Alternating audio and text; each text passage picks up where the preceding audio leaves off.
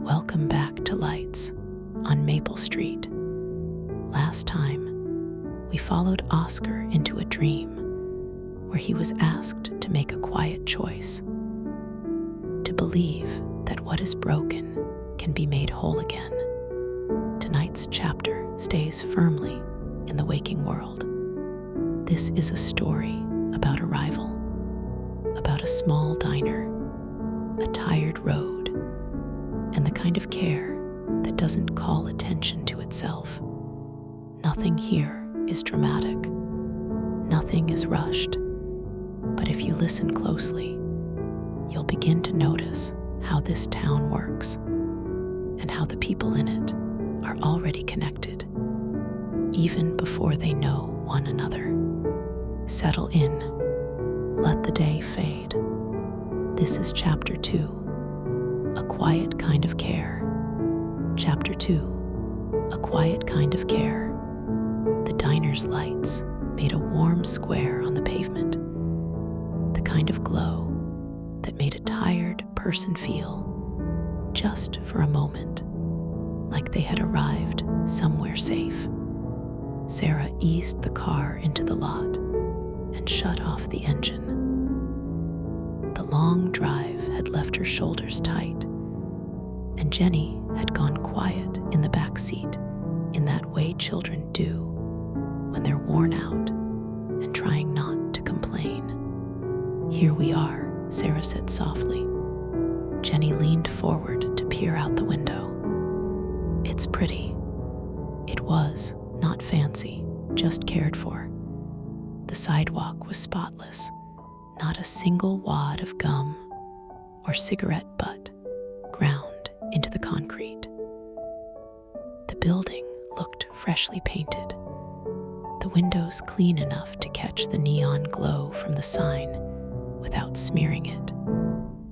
And along the curb, a row of flowers lifted their faces toward the light, as if someone had planted them with patience and pride. Sarah opened her door and stepped into the evening air. A faint smell of grilled onions drifted out each time the diner door opened. It made her stomach tighten with hunger and relief at the same time. Jack Winters was supposed to meet them here. Whoever he was, he had agreed to rent Sarah a cottage at the motor court, a deal she still couldn't believe. The monthly rent was less than half of anything else she'd found in town. That fact alone made her suspicious. But she had learned life didn't always give you perfect timing or perfect explanations. Sometimes it gave you a door you could walk through before it closed again. She took Jenny's hand. "Let's eat," she said. "Then we'll see what kind of man Jack Winters is." Inside, the diner felt like a pocket of calm. The air was warm, the lights golden, and the space was so clean it looked newly loved into existence. The floors shone. The chrome edges of the tables reflected small gleams of light. Every booth looked freshly wiped. Every napkin dispenser, centered like it, had been placed that way on purpose. A teenage waitress, very pregnant, moving carefully, guided them to a booth near the window. "You two can sit right here," she said with a bright, tired smile. "I'll be right back with menus." Sarah slid into the booth and let her bag rest beside her.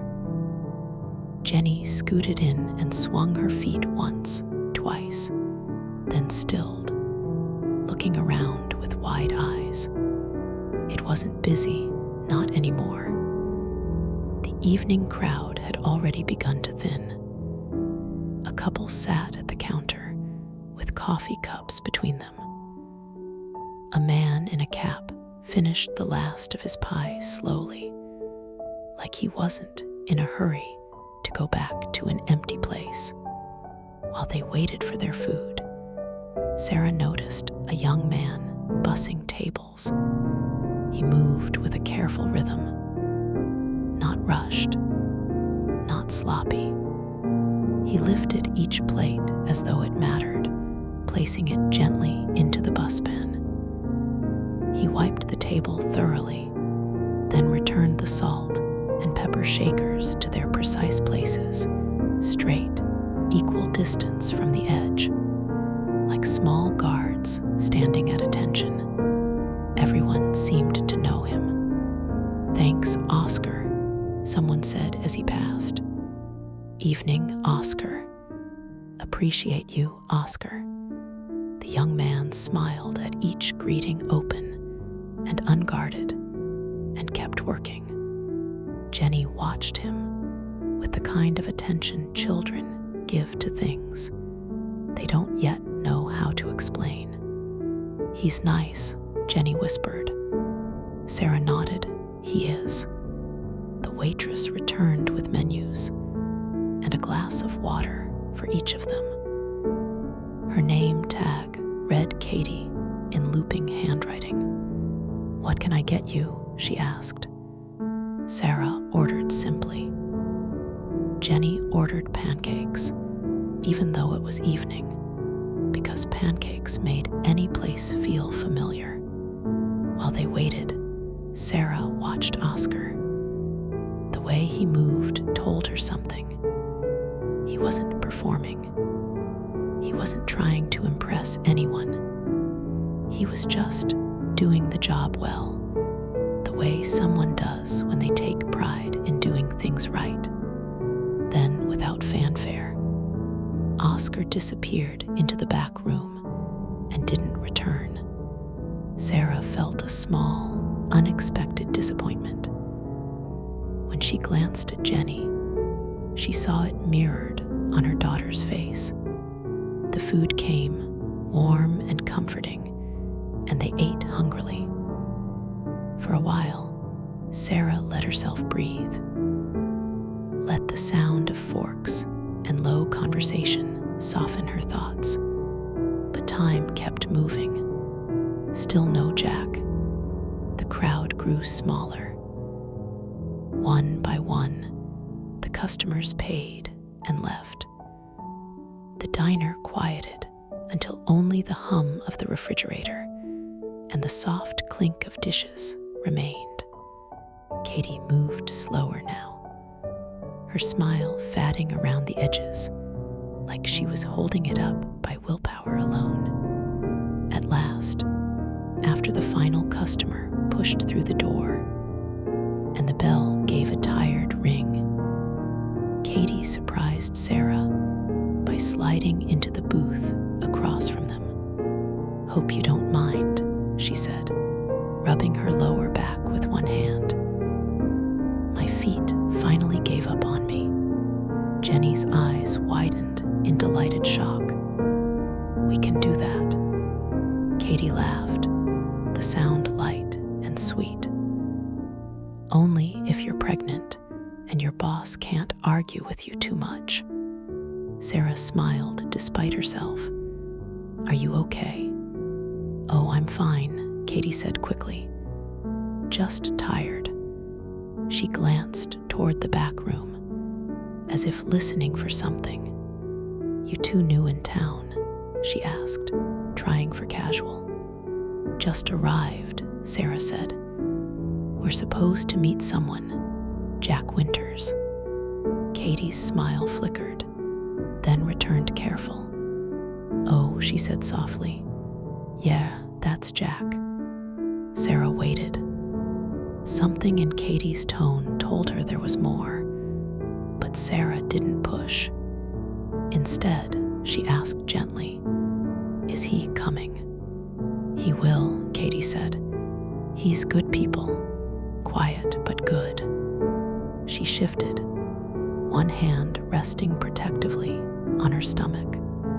Then her face changed. The color drained from her cheeks, as if someone had turned down the lights inside her.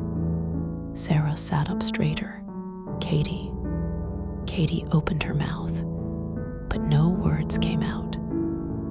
She swayed once, just slightly, and then collapsed forward. Sarah moved fast. "Jenny," she said firmly, "stay right here." Jenny's eyes were wide, but she nodded, frozen in place. Sarah hurried behind the counter, grabbed the heavy black wall phone, and pulled the receiver from its cradle. The cord stretched as she dialed with trembling fingers. Rotary.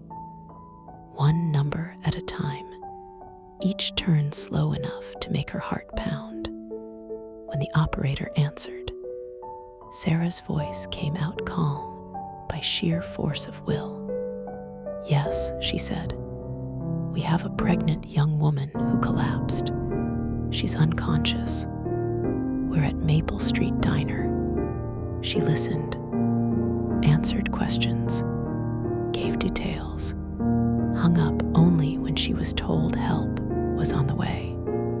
Then she rushed back to the booth, kneeling beside Katie. Katie's breathing was shallow. Her skin felt cool and damp.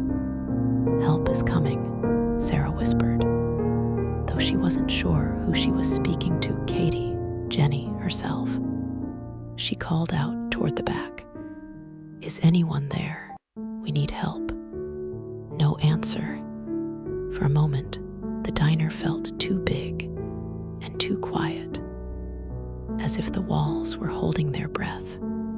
Then the back door burst open. A man stepped through, jacket still on, hair slightly mussed like he'd been working, not resting. His eyes took in the scene instantly. Katie on the booth seat, Sarah kneeling beside her, Jenny sitting rigid and pale. "What happened?" he asked. His voice wasn't loud. It didn't need to be. Sarah looked up. "You're Jack Winters." "I am," he said, already moving. "What happened?" "She collapsed," Sarah answered quickly. "I called for an ambulance." Jack was on his knees beside Katie in an instant. He checked her pulse, her breathing, his movements controlled and practiced. His face stayed composed, focused, not panicked. "Okay," he murmured. "Okay." He looked at Sarah. "Good job calling right away." It wasn't praise. It was acknowledgement, steady and sincere. Sarah felt something in her chest loosen. The siren arrived soon after, muffled at first, then louder, then cutting off outside. 2 EMTs entered with brisk efficiency. Jack spoke to them in a language Sarah didn't fully understand: numbers, timing, signs, and symptoms. But it was clear they knew him. "Thanks, Jack," one of them said, nodding as they lifted Katie onto a stretcher. Jack walked them out, then returned and closed the door behind them. The diner fell quiet again, as if the emergency had been a storm that passed through and left the air changed. Sarah stood slowly, brushing her hands on her skirt. Jenny slid out of the booth and came to Sarah's side. Jack turned toward them. "I'm sorry," he said simply. "I should have been out here sooner. A shipment came in late." "That's all right," Sarah replied. She surprised herself by meaning it. "Things happen." Jack nodded. "They do." He glanced at Jenny. "You okay there, kiddo?" Jenny nodded, swallowing hard. "Yes, sir." Jack offered a small smile, brief, kind. Then he looked back at Sarah. "You've eaten?" he asked. Sarah nodded. Yes, we did. Jack's gaze softened. Good. There was a pause, quiet, not awkward. I don't want to keep you up any later than necessary, Jack said. We can go over the rental details tomorrow. Tonight, I can walk you to the cottage, if you'd like. Jenny's shoulders dropped, relief moving through her like a sigh. That would be nice, Sarah said. Jack grabbed a key ring from behind the counter and switched off a few lights. The diner dimmed into a softer glow, like it was settling itself for the night. Outside, the air had cooled.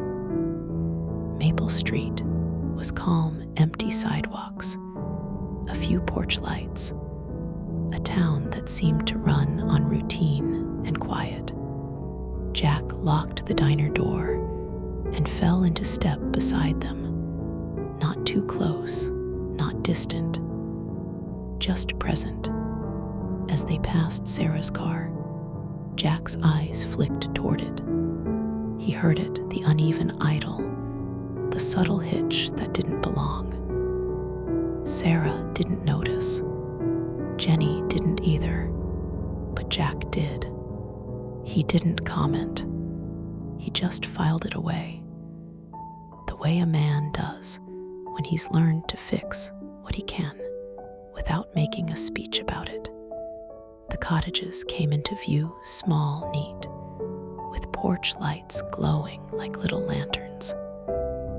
Flowers framed the walkway.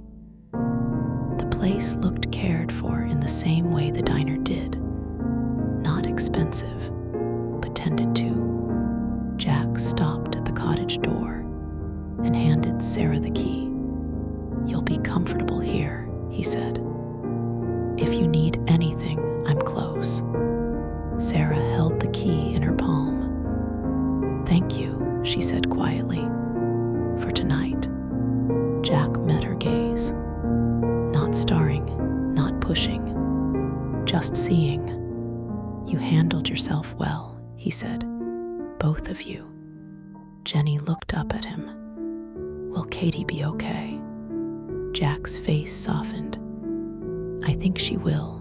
We'll check on her tomorrow." Jenny nodded, reassured. Sarah opened the door, and warm light spilled out. Jenny stepped inside first, looking around as if she was memorizing the space. Sarah paused at the threshold. "Good night, Jack." "Good night, Sarah," he nodded toward Jenny. "Good night, Jenny." "Good night," Jenny said brightly, already sounding more like herself. Sarah closed the door. The porch light glowed steadily. Jack stood for a moment, facing the closed door, as if listening to the quiet on the other side. Then he turned away and headed back toward the diner, his footsteps unhurried on the path. In the stillness, he let out a slow breath. Sarah was beautiful, not the kind of beauty that demanded attention, not movie star perfect. Real, the kind you noticed later when you were alone and the day had quieted. She had looked him straight in the eye when she spoke. That mattered. She had noticed Oscar. That mattered more. And when fear tried to rise up in the middle of the diner, she had stayed steady. Jack's mouth tugged into a small, almost reluctant smile. It had been a long time since anyone made him pause like that. He shook his head once, as if reminding himself to take it slow. But as he reached the diner and unlocked the door, one quiet thought stayed with him longer than the rest. He hoped they would come back tomorrow, and without saying it out loud, he added a second thought, just as quiet, just as certain. He'd take a look at that car too. because some things, especially the quiet ones, were worth tending to. As the lights dim along Maple Street, the diner grows quiet. The doors are locked. The floors are clean. The night settles gently over the cottages behind the restaurant. Some problems have been handled. Others have simply been noticed and left for another day. That's how care often works here. Nothing rushed, nothing forced. For now, everyone is where they need to be. You can rest. Thank you for spending this quiet time with me. This has been Lights on Maple Street. Sweet dreams. From Sweet Dreams Sleep Stories. Presented by Becca and Roe.